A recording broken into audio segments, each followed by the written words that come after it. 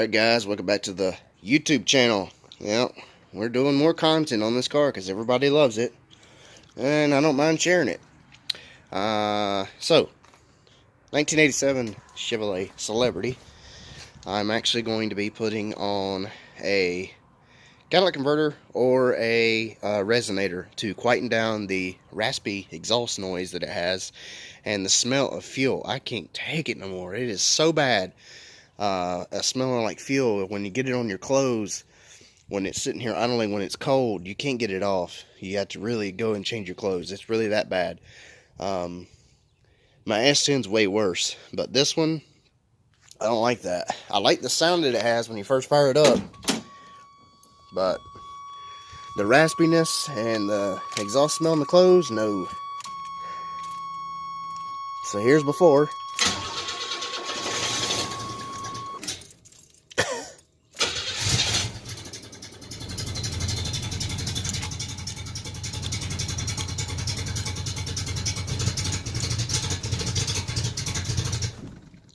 Okay, so it's not wanting to run right today.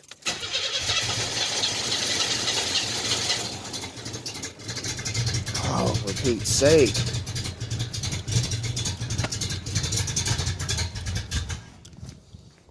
I'm going to put you guys back here where the exhaust is at.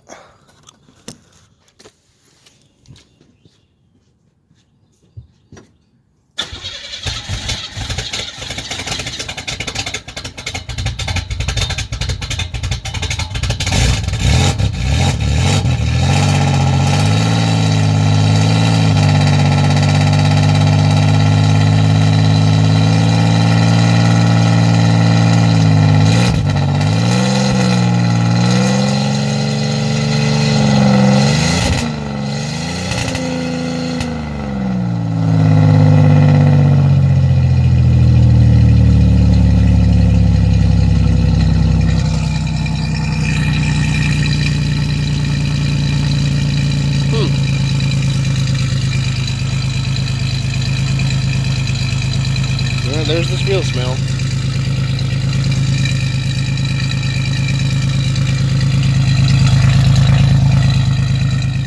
Watery. I mean, it is cold today, but I don't think it's a head gasket issue. There's no milkiness. There's no coolant loss. Alright, so now it's running perfectly fine. I don't know what that was all about. It's never ever done that to me. Ever. I don't get it. I don't want to rev it too much, but acts fine now.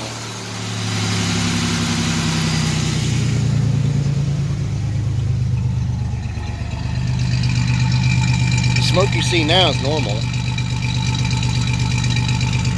That's just regular, you know, because it's cold today. It's like 40s. Alright, so off to the exhaust shop, and we'll get a clip after it, what it sounds like then. So hopefully it sounds a lot better than what I want it to be. Alright guys, here's the second part. So it's back from the exhaust shop. Yep. And it happened. So I'm going to try to do a long story short here. I took it to this one place that I usually go to. The guy kept on and on and on with, I'm backed up, can't get to you, you know, just drop it off in the morning, you know, and I'll look at it and then give you a price. And I don't feel comfortable with that. The car's old.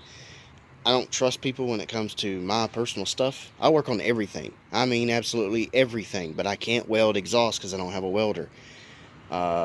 So I don't trust people when it comes to my stuff. I don't want them messing with anything, doing anything to it to make it mess up, you know, and then I'm freaking out because I don't know what the hell happened to the car.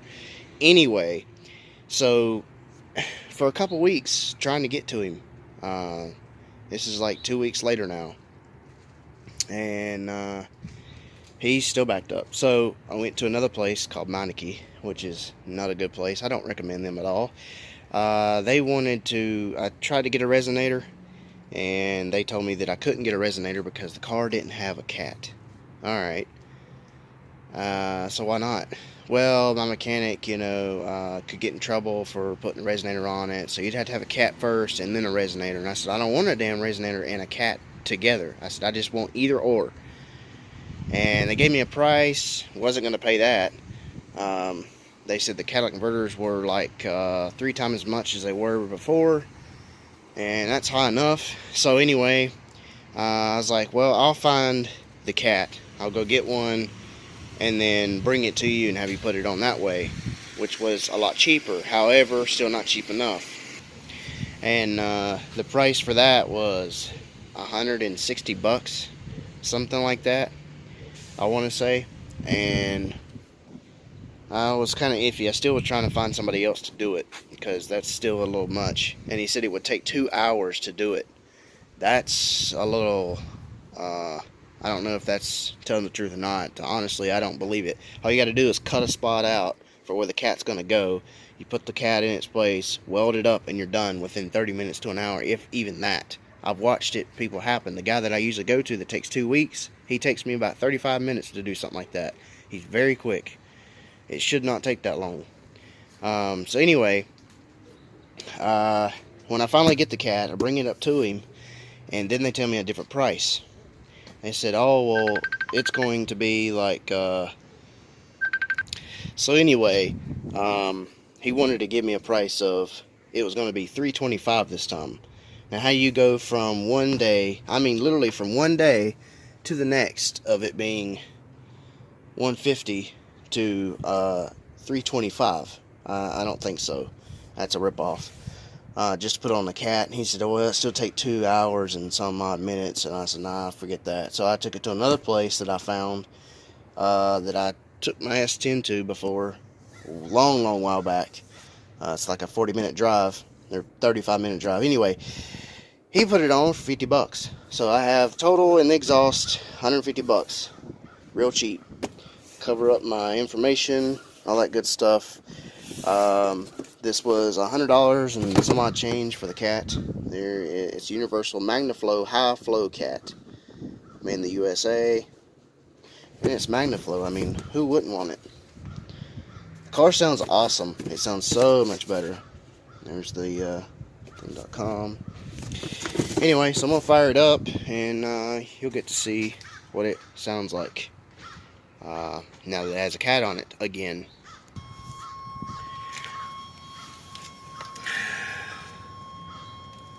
You kind of see it in place down there, right in the middle. God, I hate that sound. I really do. I'm gonna change that door buzzer.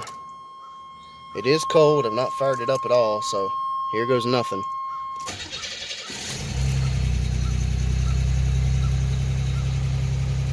So much better.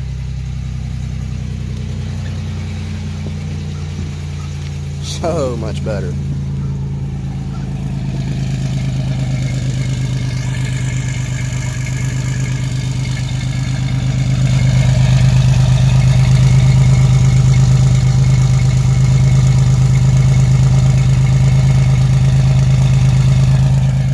Now, if you did not know, the whole exhaust system is brand new. From the rear of the manifold all the way down to the end of the muffler. It's all brand new now, completely. This is a single in, dual out Pontiac 6000 muffler. Put on this because I wanted dual outlets. I think that was like $50 for that muffler.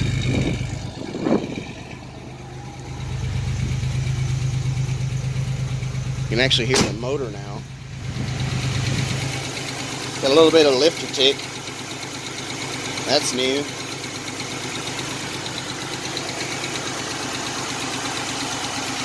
It's not really that cold today. I'd say somewhere around 50 degrees, 40 degrees.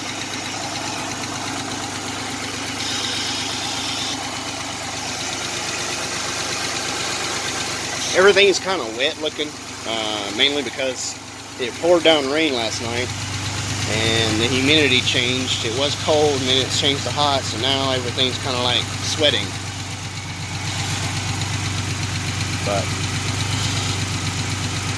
The issues in the first clip of me starting this car up, I don't know what happened there. The car has been acting up for some reason whenever you go to start it up cold. That is it. It doesn't do that any other time. Once it starts one time and does that little hiccup, it doesn't do it anymore. But it didn't do it this time, as you've seen. I changed the EGR valve because I noticed it was bad. It had a bad vacuum leak.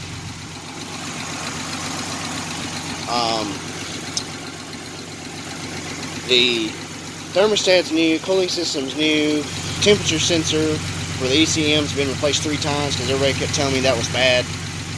Outdoor control valve's new. There's no vacuum leaks anywhere else. I've checked. Let's see, what else?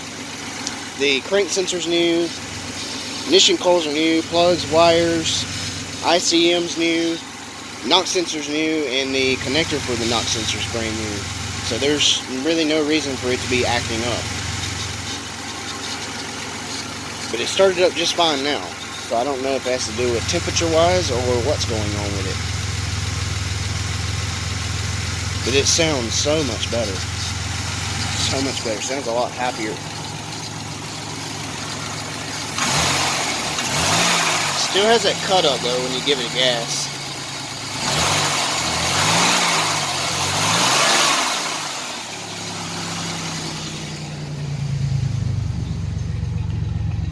Alright, I'm gonna quit chit-chatting and give you a little exhaust rev here.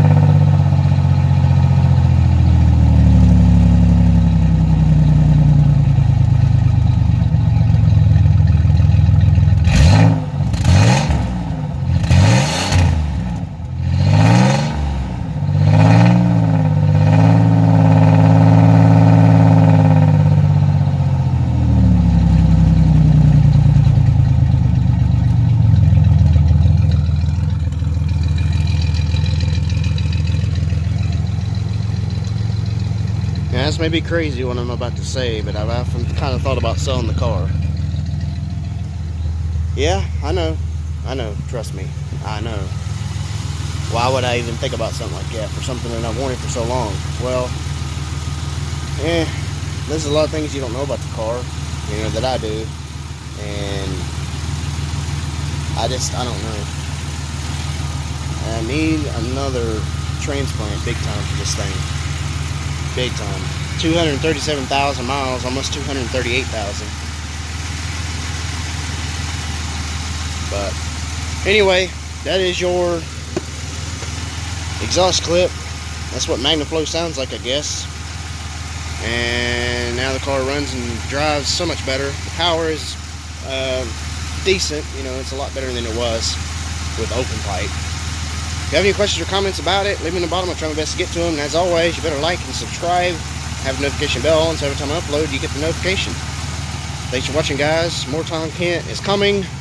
Some on this car, the other celebrity, and the C10. Stay tuned for that stuff. Thanks for watching. Have a great day or night. Stay tuned for more content like this. I will catch you in the next one. Thanks.